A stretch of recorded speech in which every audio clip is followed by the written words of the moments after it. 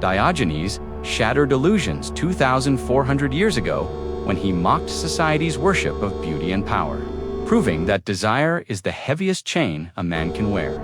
With that same merciless clarity, I'll show you in the next 7 to 8 minutes why every man who's ever tried to unravel a woman has been trapped by the oldest riddle in human history, the female psyche. By the end, romance will never look the same. You'll either walk away disillusioned or you'll walk away free. Picture a man so untouchable, so stripped of illusions, that he chose a barrel over a palace, onions over banquets, and truth over every sweet lie. That man was Diogenes of Sinope. To most, he was a lunatic beggar. To those who listened, he was a mirror showing them the chains they didn't realize they wore. And his sharpest lesson was this: the bond between man and woman is not what poets promise, not what songs proclaim, not what your aching heart insists. It is a battlefield of instincts, and he refused to be conquered. Diogenes did not merely live without possessions, he lived without illusions. He mocked Alexander the Great, sneered at Plato, and laughed at courtesans who boasted they could ensnare him. He grasped what few men ever dare. The female psyche is not chaos, it is calculation. And once you see that, the spell shatters. Take Phryne, the courtesan, who wielded beauty like a sword. Men bankrupted themselves for her. Generals pleaded for her attention. And philosophers debated whether her allure was divine. When Diogenes was asked what he thought of her, he didn't bow or marvel, he spat. Paint fades, flesh withers, and gold chains rust. Why kneel to rot? That was not cruelty, that was clarity. He saw what others could not. The female psyche is not founded on love, but on leverage. Desire is her throne, and men carve the steps to it. Most men stumble into this trap the first time they are noticed. A smile at school, a hand that lingers longer than it should end. Suddenly, he is consumed. He believes she sees his soul. He believes she is different. And in that instant, he is hers. Not because she loves him, but because she knows instinctively the power of attention. Women need no armies, no brute strength. They rule through perception. History is littered with men destroyed, not by swords, but by glances. Mark Antony abandoned Rome for Cleopatra. Samson betrayed his secret to Delilah. Paris doomed Troy for Helen. Were these women wicked? No, they were simply obeying the game written into their instincts. Hypergamy, selection, survival. And the men who ignored that truth became tragedies.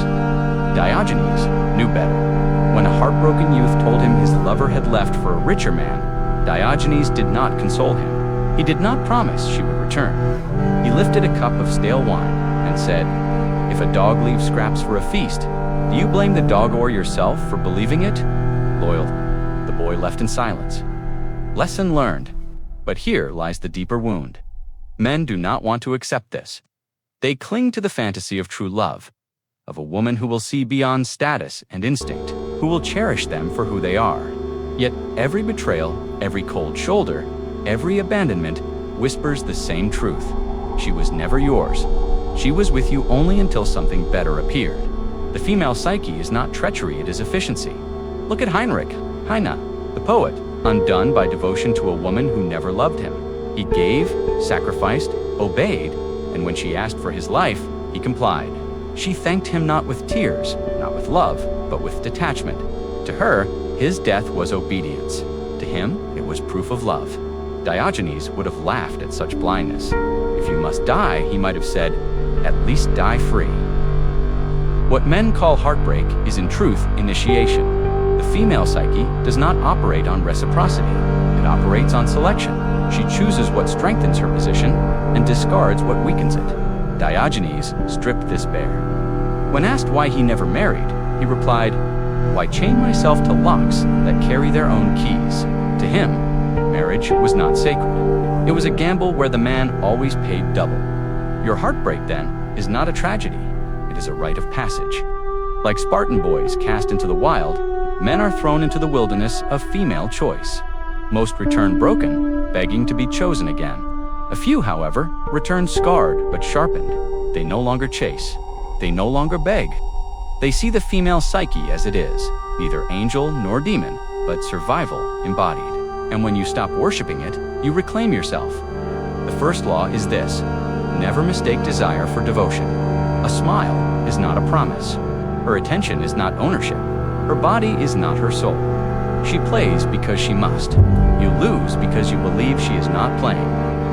Diogenes mocked this blindness openly. When a courtesan boasted she could conquer any man, he sat unmoved as she danced, whispered, and even stripped.